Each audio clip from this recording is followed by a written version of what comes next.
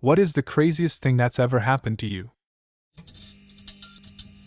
I, American, was visiting the UK for the first time. I got to my hostel and started chatting with the Australian guy in the bed above mine. When I mention where I'm from, he says there's a famous restaurant there he really loves and goes to with his family every time they visit. Turns out it was a place I used to work. He says, "Hey, I have a picture of our server from the last time I was there. Maybe it's someone you know." It was me. Sometimes the world is truly a small place.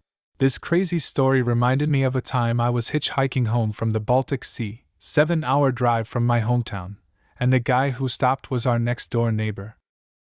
I opened my wallet to show my friends I had no monies, and a moth flew out of it. I was on a plane with a wanted terrorist. I was seated 5 rows ahead of Faisal Shahzad, the Times Square bomber on a flight to Dubai. The doors were closed and we never left the gate, and the captain kept making announcements excuses as to why we were delayed. After nearly 3 hours of sitting there, the federal agents rushed the plane and marched that little shit off the plane. Funny enough, my uncle is the reason the feds got on that plane. He and my aunt were in NYC to see Green Day's American Idiot, and after the show decided to walk around Times Square. He had a camcorder running when a guy ran past him very fast and looking like he was up to no good. Fast forward a few hours and they're at home outside of Philly watching the news when the failed bombing was reported. They both look at each other with an eyebrow raised. He checks the tape and there's a full-on clear image of the sprinter's face. They call the FBI and tell their story. Within 45 minutes feds are at the house, watch the tape, and ask to have it. Not too long after guy was in custody. Man, the odds of you two being in the same thread are crazy.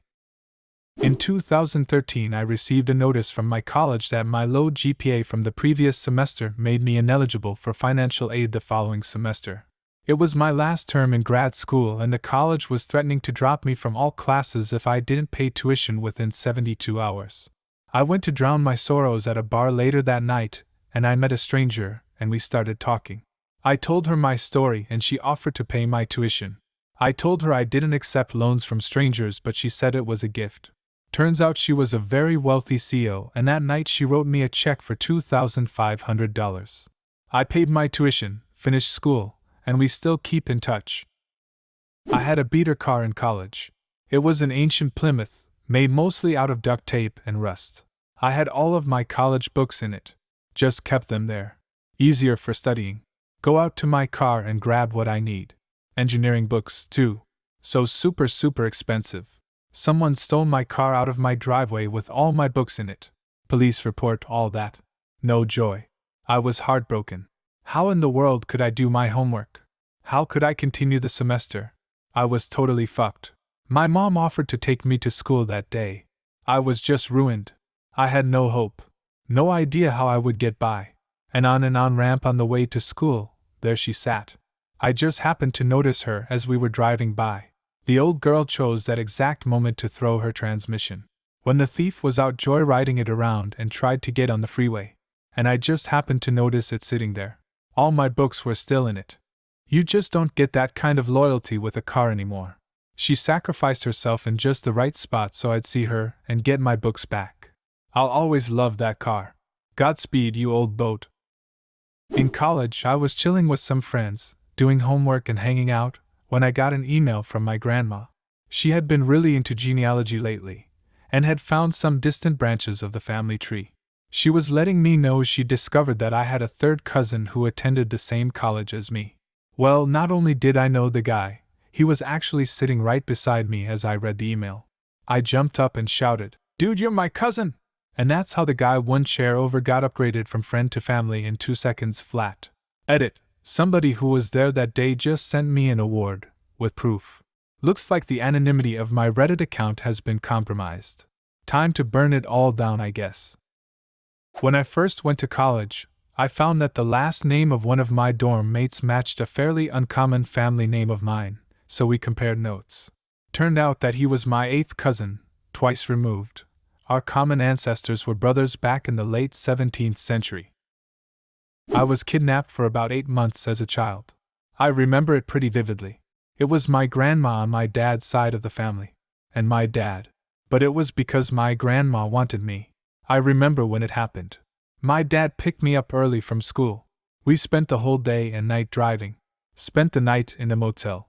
And Grandma got me the next day. My grandma is half Mexican, so that's where we went. I knew something was wrong when my dad picked me up. My grandma had a bunch of weird rules as well. I was more like a doll to her than a child. She also specifically didn't teach me Spanish, so I couldn't communicate what was happening with anyone. One of the most fucked up things was my mom actually came to Mexico to talk to my grandma about me. My grandma, being the manipulative bitch, invited her. I was babysat by a neighbor and locked in a room. I remember banging on the window and door trying to get to my mom, because I could see her from the window. Just ended up getting my ass whooped. Do you mind sharing how the kidnapping ended? A private investigator actually found me. Showed up to my grandma's place in Mexico unannounced. Once my grandma got word he was in the area asking around, she literally taped me up so I couldn't move or speak and threw me in the closet. He interviewed her for hours upon hours while I was locked up. It was fucking horrible. He knew something was up immediately, but it took another month before local authorities were able to retrieve me. I'm a medic and firefighter. We once had a call for something normal, like chest pain or something, I can't remember. The caller said he was in his barn garage, which isn't weird really around here.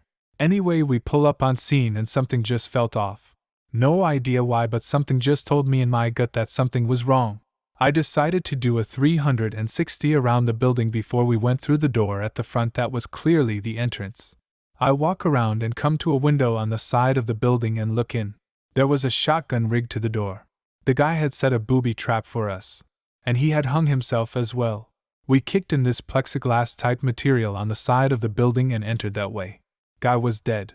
Nothing we could do about it at that point. I would have been the first through that door.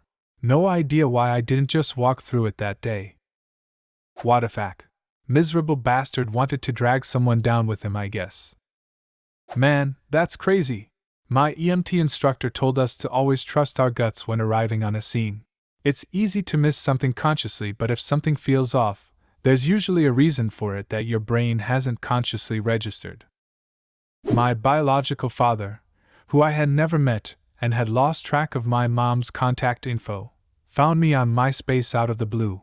We met IRL, kept up visits, letters, emails for 14 years, and he got to meet his grandchildren. He and my parents had a great relationship too and would hang out together. I lost him in March. I can't believe he found me, but more importantly, I can't believe I got 14 years to spend with him. Was going to see a concert with some friends. Printed my ticket at home. This was before mobile tickets were ubiquitous.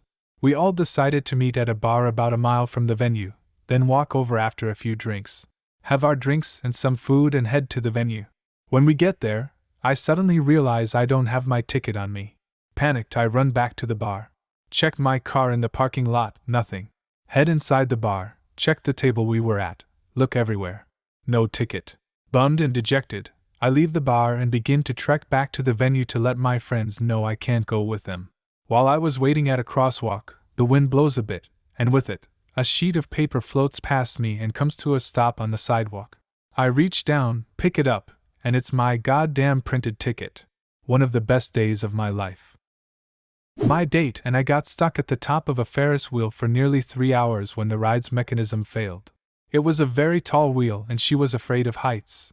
So, those hours in the Ferris wheel car together seemed like eternity. I was in a coffee shop in Austria called the Pharmacy.